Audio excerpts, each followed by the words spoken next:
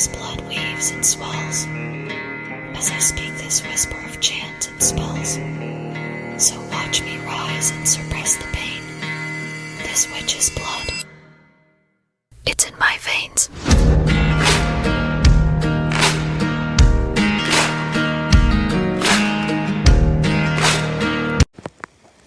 Everybody, we were having technical difficulties, so I am going to invite. Yes. I can hear you. I can hear you. We were like, well, there's different people talking. Well, first it was because I had a tab open. That works.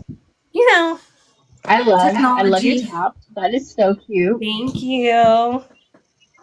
Absolutely. Right. Oh my god, I love it. We synced up. Look at this. Yay! We got our sleeve. Oh, we did it. We had to go Stevie Nicks, or this isn't right. I know, heck yeah. Guys, thank you so much for being patient with us, and TikTok mostly over here giving us the spookies already. Yeah, I got Max, Irish, and Laura on my side right now. Max, awesome. We are at 76%. Thank you. I appreciate you so much. We need 3 more roses, guys. Let's see if we can get 3 new people in here tonight to get those 3 roses. I think we can do it. I think you guys can do it. You all are awesome. Thank you, Laura, for those roses. Because this is just kind of giving us like a... Ooh, Slurpee. Sorry, squirrel moment. Giving us like a practice run of this. Yeah, exactly. And I knew, just because that's how life happens, that there was going to be some sort of technical difficulty. Yay!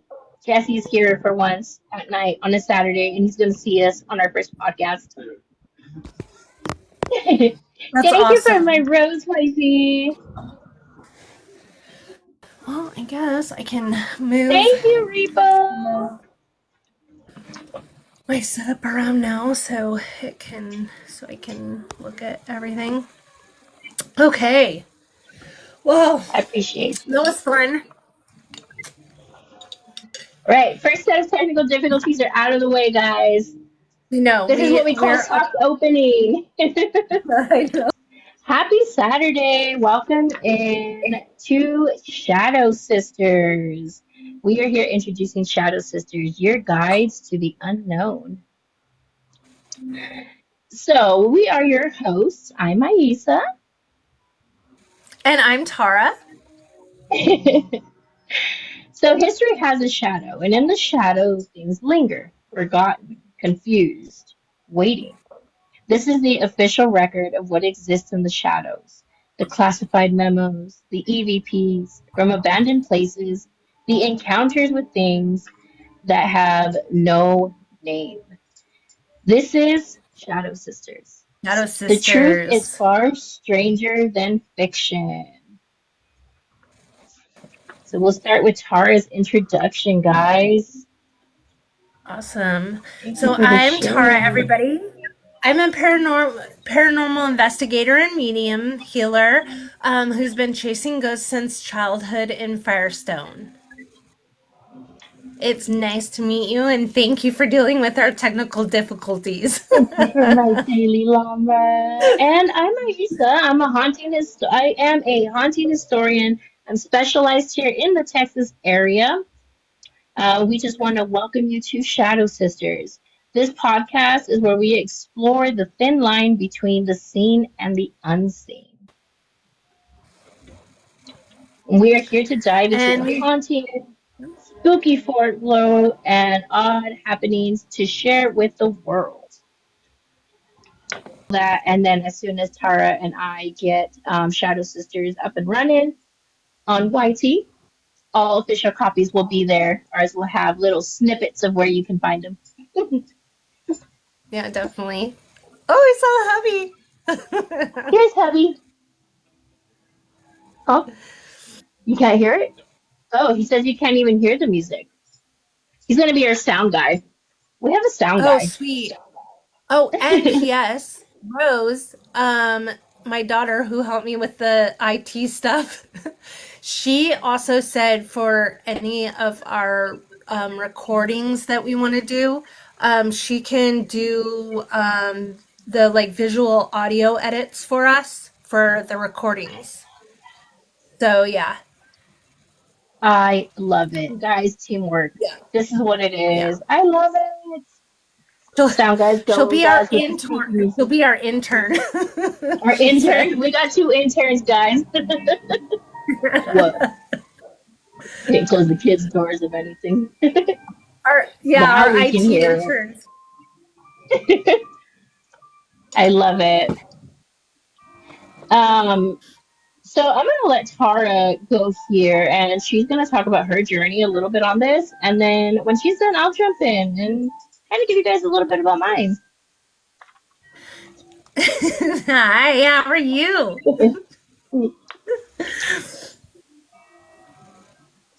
Rose said, "Yep, ready to do coffee runs for us." Let's go. I'm gonna need Slurpee runs.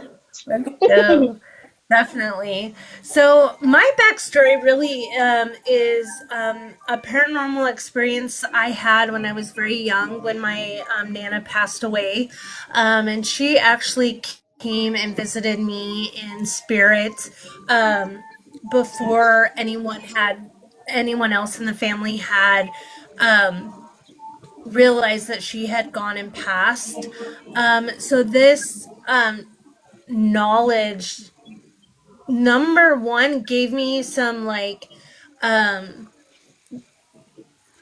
um what's the word I'm looking for? It gave me like a relief feeling that everything's gonna be okay, but also like that spirit is not as evil or evil is what some may think it is when we're uneducated about it, right? All I felt was love and light from her. She was amazing, telling me everything was going to be okay. So this just like really piqued my interest on, um, what is the afterlife? Um, what is high strangeness? What do some of the folklores have that entails the paranormal as well? So that's kind of I also, some of my expertise is attending paranormal conferences, which is really awesome. And I know there's one in Colorado. I don't know if it's happening or happened, but SoCo Paranormal has put it on. But and then I've also investigated some haunted sites with that. So Aisa, let So, us know your yeah, thank backstory, you, sound Queen. guys. So, a little bit about me. So, I started very young. I must have been 3, 4 when I was realizing that it was not an imaginary friend that I actually had. I started seeing and hearing the unseen at a very young age. And as I grew older and the more intensified it got, the more that I was finally told, like, hey, so you actually have a lot of women in our line who practice magic. And, it's good magic. That's good. Hmm. um, and I didn't really get into it too much until I got more into my 20s and started dabbling a little bit. Once I hit my 30s, I really started taking off and getting into it. And with everything that happened in my house throughout the years, and just like passing by places and getting that sensation that something happened in those locations, I started to dig into locations that I would pass by. Like, what happened? What happened to that soul? Why is she still there? Why is he still there? So that really got me into the history of hauntings. Yeah, that's so cool. We decide to collaborate and create Shadow Sisters. Yeah. So I think it, so really I think how this all came about was I remember telling you a little bit like, hey, I think I'm gonna start doing this like little spooky thing. And I did, and we started. I went off with Jesse, and we did. Thank you for the populars, and we did a walk through the cemetery and a Mm, couple of the haunted locations here in El Paso. And then the second Saturday that I did this, you got to come in and join us for all the tellings and stuff like that. And we just were kind of like, oh my God, this is so much fun. And Tara was like, we should totally do a podcast. And she made my happy heart just go even happier and was like, yes, let's do this. Because we yeah. just, thank you. We just both love the spooky side. And something I told her was that when I first met her, it was like my mystical side just like gravitated to her. You guys know that there's it's a maiden, mother, and crone, and it was like maiden coming to mother, so it was crazy. It was just electrifying, and here we are today. That's so, yeah. I think too, I noticed that right away. We both had similar passions in this. And I also know that working together Mm, um, is usually more supporting, right, for our wants and yeah, needs. Um, and also, I think we both have different perspectives, worldviews, um, different outlooks and perspectives of looking at certain situations, which I think that's really amazing and needed in like paranormal investigations or any type of like historical investigations, because the other person might think of something that you haven't even thought of in the situations. So I know that we kind of even each other out. absolutely. Like something today that Jesse mentioned was that you were like, it's really cool seeing how it's like you as like the expert, and I'm right here, like at the beginning, intermediate, like, and we're just Yeah. like putting each. Exactly. She's the one Mhm. that executes. I'm the planner. That's how we work. That's why we're the perfect team. Hi, Isha. Oh, thank you, Jess, for liking the live. Yes, guys. Make sure So you're some jumping back and forth. awesome. Thank you. Welcome in, Colleen. So some topics that our podcast will be covering, but not excluding to, because I do want our podcast to evolve as we grow with it and everything.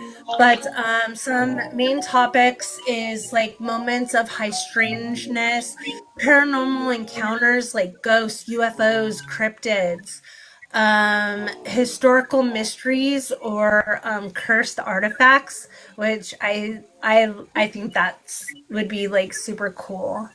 So and then just like expect deep dives, guest interviews, listener submitted stories. So we'll figure out a Good. How are you?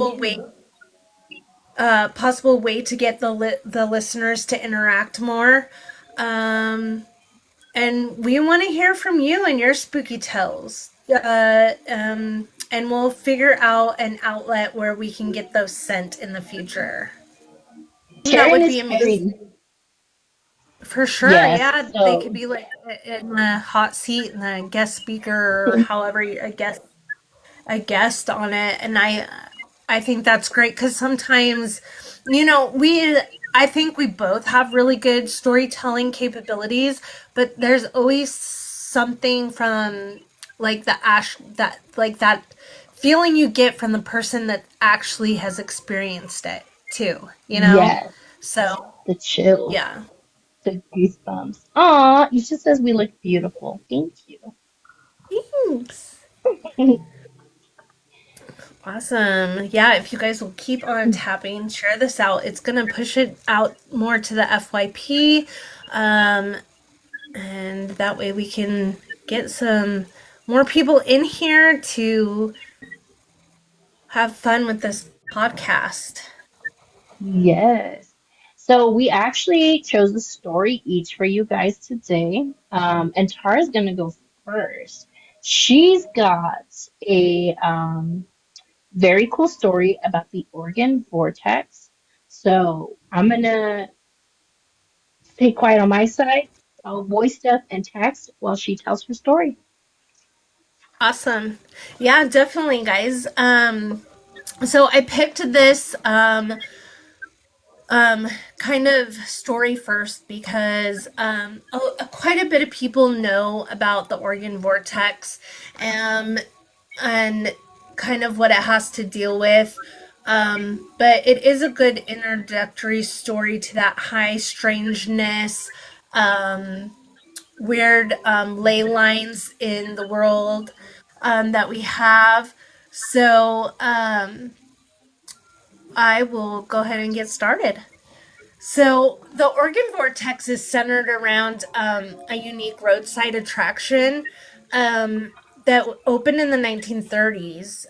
It's located Sardine Creek in Golden Hill, Oregon. And in 1904, it was first a mining assay office. And then basically what had happened was the the house fell off of its foundation, and now it's called the House of Mystery. The site has gained the fame after geologist John Lester purchased it in the 1920s, and he was the one that conducted like all the experiments, and he was the one that initially offered all the tours and showcased like the bizarre perpetual and gravitational phenomena that was going on there. The cool thing is that they thought that all of his research had burned in one of the fires, but when I was doing some research on this, it looks like they have found it. So it would be interesting into seeing what all of his like what he did as a research, like what were his findings. That would be really amazing to kind of deep dive in. So, yeah, knowing that it's kind of like a roadside attraction. Do any of you think that the have you heard of the Oregon Vortex, Aisa? Anybody in No, my this chat? is all. Um, So we, but we could do green screen. I just don't have. Yeah, we could do green screen. I just don't know how. I eventually would like to. Eventually would like to use the live studio on my laptop. I just haven't found where the. Okay, you'll show me. Okay, Mhm. awesome. CIS is gonna help me do. She's gonna help me do all the things. So, um, but so basically what we can deep dive into it. So the area there in Oregon basically predates any of the modern structures that I already just talked about, the roadside attraction and the mining, the gold mining that was done there. I've actually gone back to some of the old native tribes and their stories. They do have legends referring to this area as like forbidden grounds, where their horses wouldn't enter. So, and basically it says that the local tribe's avoidance of the area, which they called the Forbidden Grounds, due to their horses' refusal to enter the land. The horses' reaction led to the belief that the area was harmful. And this was historic native knowledge, like the different tribes knew about. And then basically then we had the gold rush, and there was a gold SA office, and that's basically where they do all of their weighing of the gold, and then seeing how much money they've made. But I think, let me see. Yeah, that was in 1904. So the Native American stories are all the way back in like the 1800 early 1800s. The gold mining was in the early 1900s. And then in 1930 is when um, John Letster, it's Litster, he purchased it and made it into this roadside attraction. And the cool thing is that because he was not only I believe he was a geologist, but he was also a physicist. He would do these different experiments and log them and everything like that. So you can go there now. It's still owned, and it's still ran as a roadside attraction, where you can see different different perceptual oddities, like one end of a room being smaller than the other, ground being uneven. There's gravitational phenomenon, like the ball rolling uphill versus downhill type things. But it's very interesting because vortexes actually are big in the paranormal community. And that's also why I wanted to showcase it. Let me see here. So there are 17 famous energy vortexes across the globe. And they all correspond with some sort of ley lines. And if you're not familiar with ley lines, let me know. But they have some sort of, it's basically an energy field that allows for all previously physic method to go out the window. Right. So it's they're so interested, so interesting.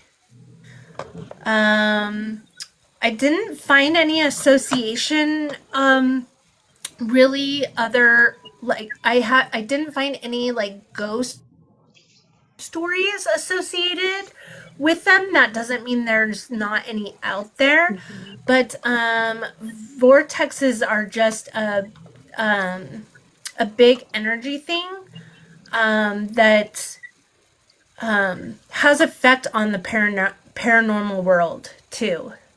So I, through investigating, I'm hoping to find a better outline to kind of define that, or to have like the research support some methods that I think about, like vortexes and how possibly different realities coexist and everything like that. So that is all I have for the Oregon Vortex. But So my brain just got a little tickle up here with the hamster in there. And it's like, we need to find a middle vortex location and test it. Oh, that would be so cool. Oh, hello, dog. No, thank you. Okay, go on. Go on. Sorry, guys. We are just 40. No, we're 39 minutes away from reset. Let's Whoop whoop! go. Come on, guys. Let's hit Um, those goals, y'all. Can we get some shares going? so it looks like there's 17 famous ones, and I'm not getting how many total, but there's one in Sedona, Arizona. Um,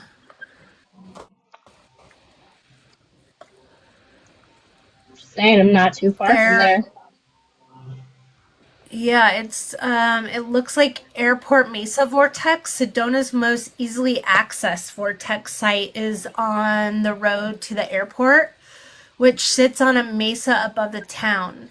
It's a short quarter-mile walk from the parking area to the vortex, and it's well marked.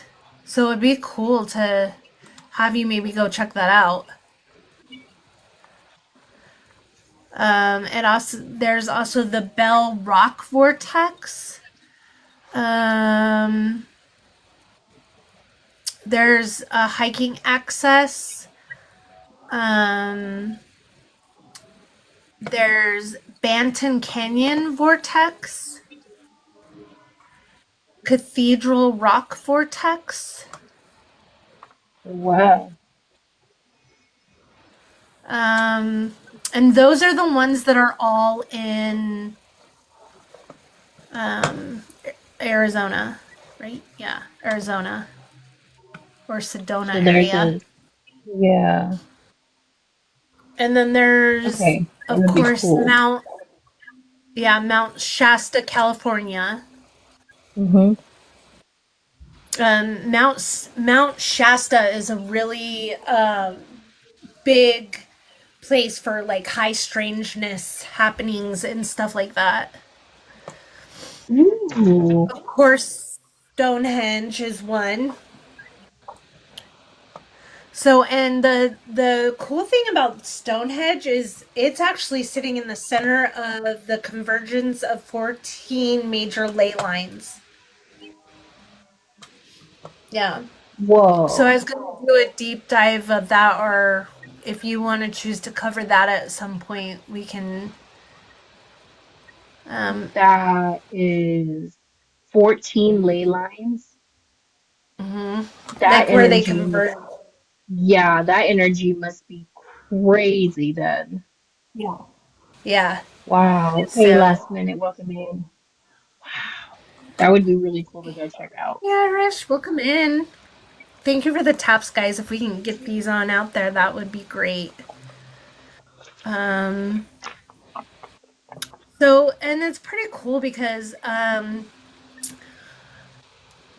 some people ask, like, kind of like, what does an energy vortex feel like? And a lot of people Mm-hmm. can experience like profound spiritual experiences.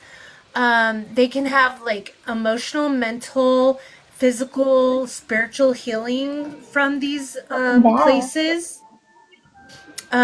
There could be like tingling sensations. Um, it can also increase psychic abilities, which I think Mm-hmm. is pretty cool. Um, Also, a lot of people use them for like a shift in consciousness. Um, they also can get like a sense of euphoria or bliss. Um, Hi, and Adrian. then usually too, there's like Hi, increased Lori. paranormal and anomalies, like anomalous activities around there, around these sites. So, is this like a passing of where people pass over? Like, I don't know. Like, Right, like it would be really cool, I guess, to feel the types of energies from each vortex yeah. And that's what and I was like thinking because record it's, what we're feeling. yeah, Hi, Ellie. yeah. Thank you. It would be interesting to even reach out to see like if any of like the local natives have old tribal history or stories about this vortex. other than what I could find, too. So, Yeah, that would be really cool to find out. Anybody so else have that is all questions I for got. Tara? Does anybody have any questions? So mine is based on what is an old town here within our town. So it's an old town here in Texas. And those of you that know, right, I'm here in El Paso, and in El Paso, right outside of it, there was a place called Smelter Town. Um, so a little bit of backstory on Smelter. It was a vibrant industrial community in El Paso, Texas.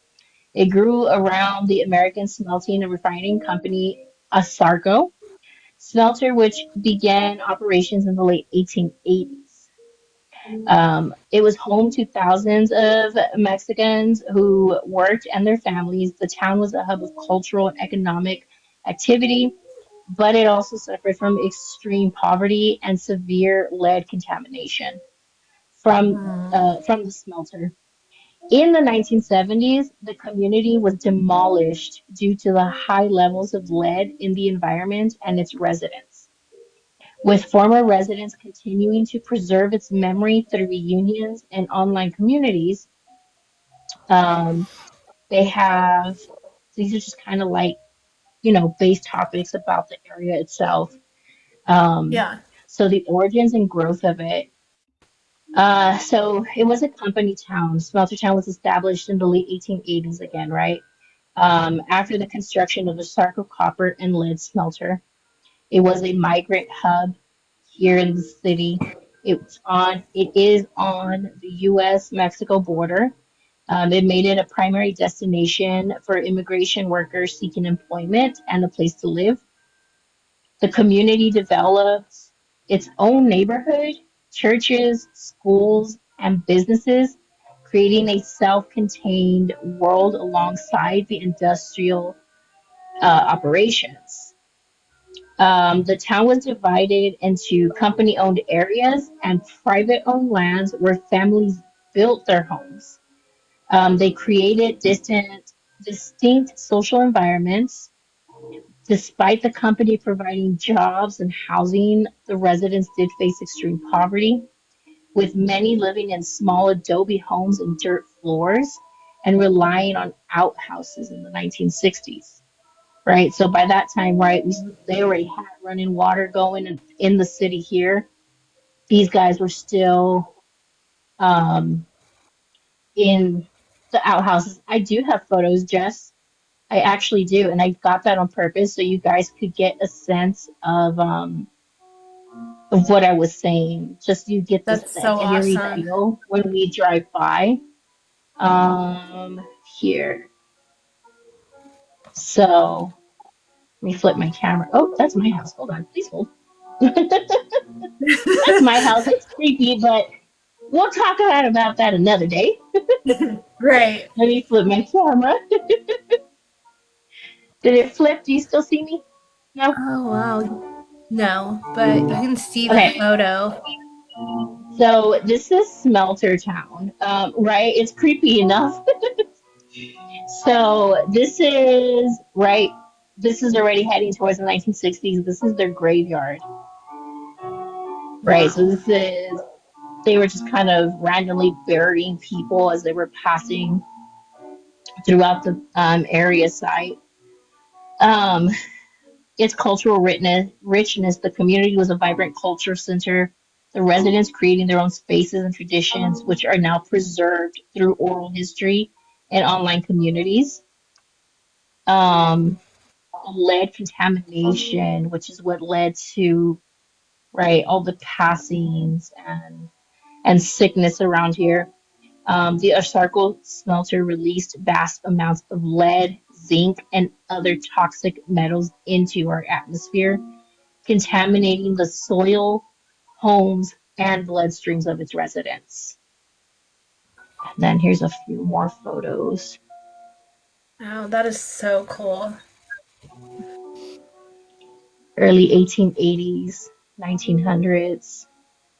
There's some of the homes that were built. So the high lead levels in children led to reduced IQs, attention deficit, attention deficit. You get what I'm trying to say? Deficient? Disorder. There you go. Yeah. And other health problems. My words aren't wording, guys. Apologies. Let's see. This is what it looked like from the top of our mountain, Oh, right? And as you can wow. see, the border is just right there along it. So that is what it looks like today. That is all that's left of the town. And people go in there and they keep it clean, of course. You can go into the cemetery and visit. In the 1970s, hi Lauren. In the night, thank you for my daily. In the 1970s, after a court battle, our Sarko forced residents to leave their homes, and the town was Mhm. demolished. A ghosty town today, Smelter Town is largely a ghost town with only a few remnants like a cemetery and some structures remaining. Former residents and historians continue to share the story of Smeltertown through reunions, literature, and other communities, ensuring the memory of the most important industrial and cultural community is not forgotten. This cemetery, so Jesse and I actually tried to go one time, but when you get there, it's like this super narrow road to get up this area, and you can't take Yeah. your car up there. So our mistake was not taking the Jeep and me not wearing the proper shoes because we didn't know. Um, so we couldn't get up there Yeah. because you have to go up this really big hill. And so my next journey is going to be to actually get up there and get video of all this because it would be such a cool thing to go live from since it was another Yeah. one of the cemeteries. But here's a crazy theory for you guys. Okay, so a crazy theory about Smelter Town, right? You Mhm. guys are familiar with Richard Ramirez? Yes. So I Richard know. Ramirez lived here in El Paso. He grew up in El Paso. He also grew up in Smelter Town. And the theory behind it is could have all the chemicals actually messed with him so much, it's what turned him to be a serial unaliver. That And is that story so is for next week. that is so cool. That is so Smelter Town. cool. Driving by the area. So I got to see the Sarko Tower, which is what you guys saw that first photo with the cross. Um, Mhm. I believe I got to see it like even through high school. So maybe towards my 20s is when they finally demolished that entire town and took down the staff. But that was the staff that you could literally see from the freeway, from one of our scenic drives, from the university. Like you can literally see Smelter Town. When you're driving and coming back up onto the freeway, you can actually see the whole cemetery on the mountaintop. That's so interesting. I wonder if that had an effect on him. Right. I mean, there were so the amounts, right? It was lead, zinc, and other unknown toxic metals. There's actually so right next to Smelter, right before you get to the cemetery. So the cemetery is going to be to the left, but when you come to the right of the road, there's actually a water location, a plantation right there. And it has a Mhm. lake. It's called Hidden Lake. That people swim in today. I don't know how safe that is. We've gone in there, right? I mean, just saying, Yeah. Sarko led, but apparent according to city, the water is not contaminated, at least to a toxic level. So it is safe to swim in, fish out of, dogs can go play in it. But I remember when we went to this area, um, there was just this like weird energy, like shadow feeling, I guess you could say, in one area. And right there was actually a tree growing from under the water. So it was the Yeah. top of the tree that was actually there. So, I mean, just the theory, right? Just kind of thinking outside the box, like, could that actually have been some part of the town? Yeah, El Paso is so weird, exactly. Like, that pond where that hidden lake is, right? The fact that there's like Yeah. trees and there's just this like heavy sense of um like trapped, I guess. Like people feeling like they're trapped, I guess is the best way. Well, I'm sure, and to have it be knowledgeable, probably the way they passed away too. I Hmm. mean, oh, it'd be so. I can't wait to maybe go visit out there and see what the Yeah, it vibe is is. such a cool area. I mean, there's so many. The fact that the city itself is so big, and within the city, there's little towns. So we have like tribal areas, right? Like we have the Tiguas here, who pretty much own the entire area of El Paso, Socorro, um, San Elizario, El Paso, Socorro, Isleta.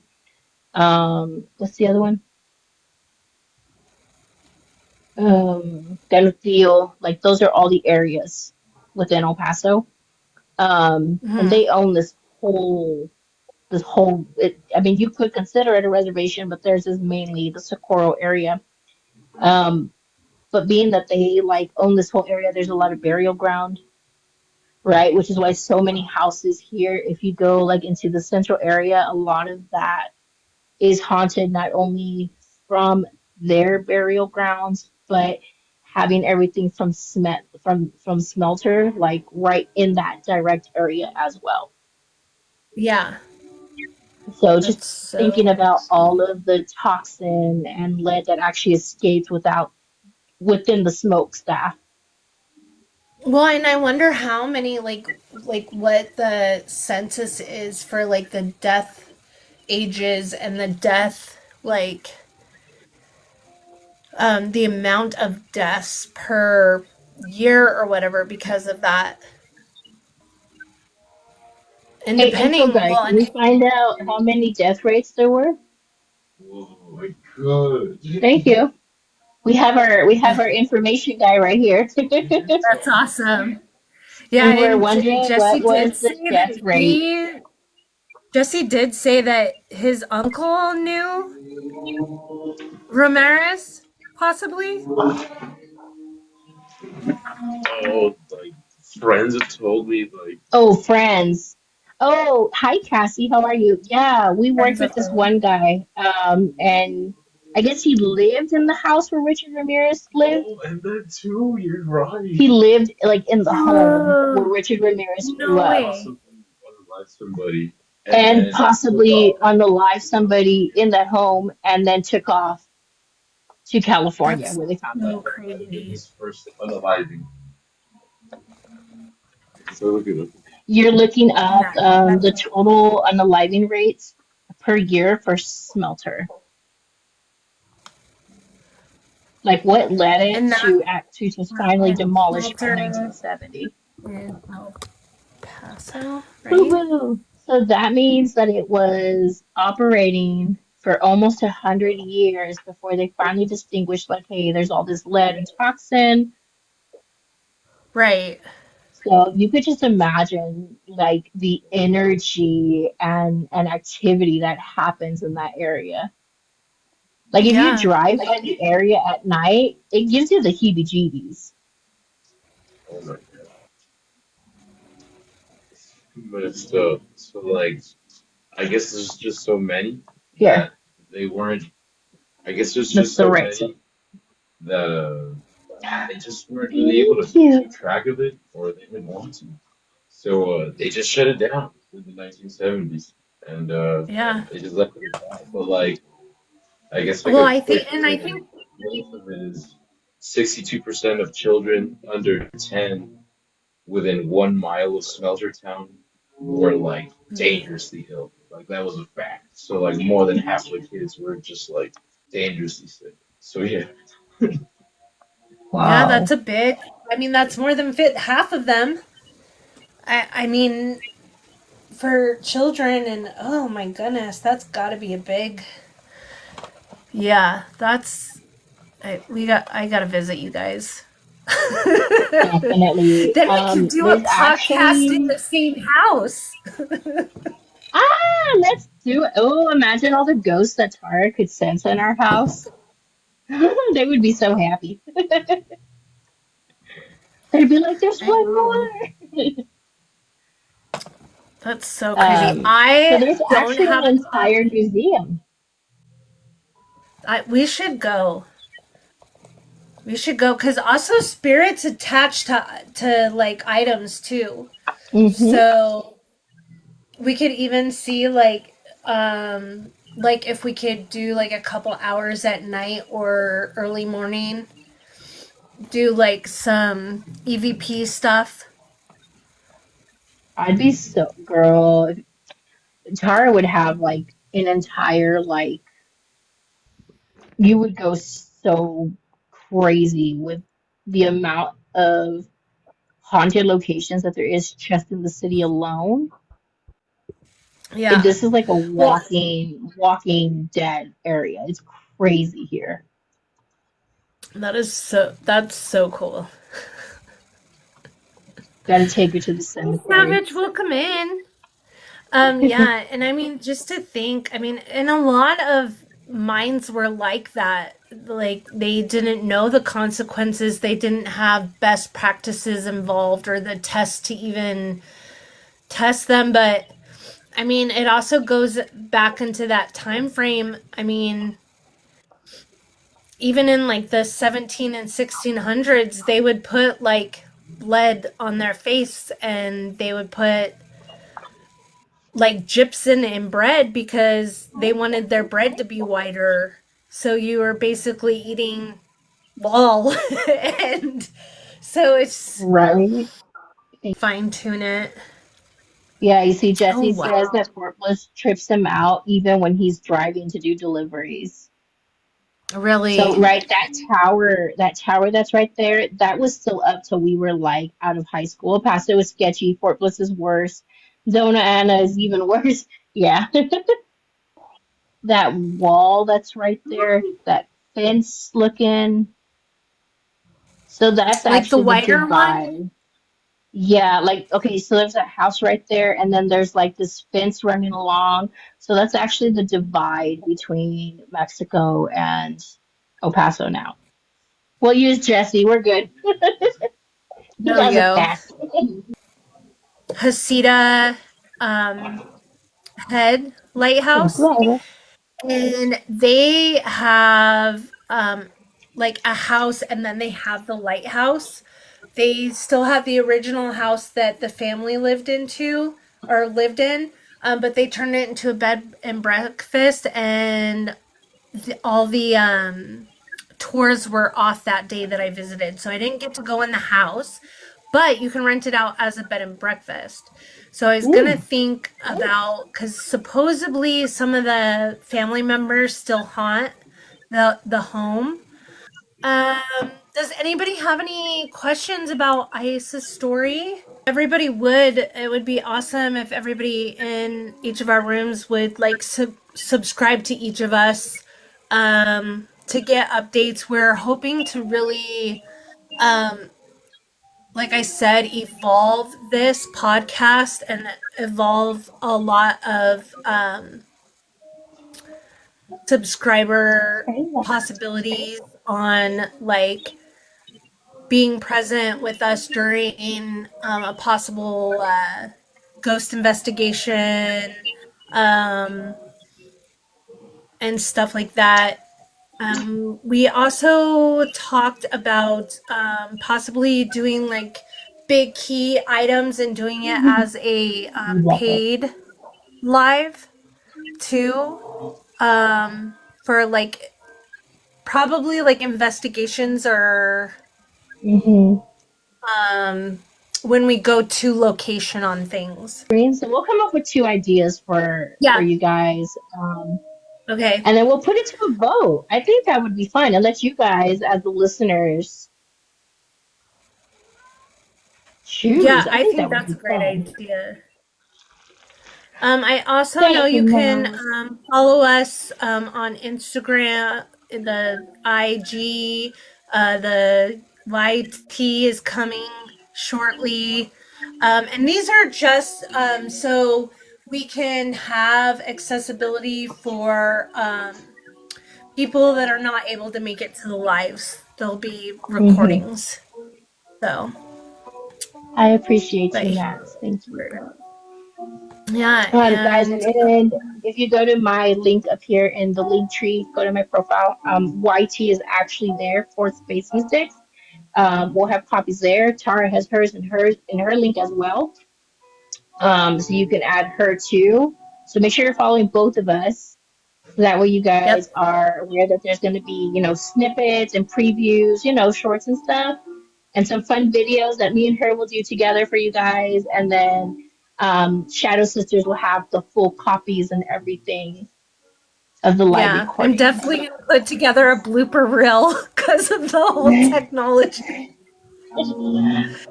Blooper reels are Yeah, going to be the best part of all this. I love it. just stay curious, but don't listen alone, guys. We'll see you in our next Absolutely. episode. Stay tuned. Bye. The witch's blood weaves and swells as I speak this whisper of chant and spells. So watch me rise and suppress the pain. This witch's blood, it's in my veins.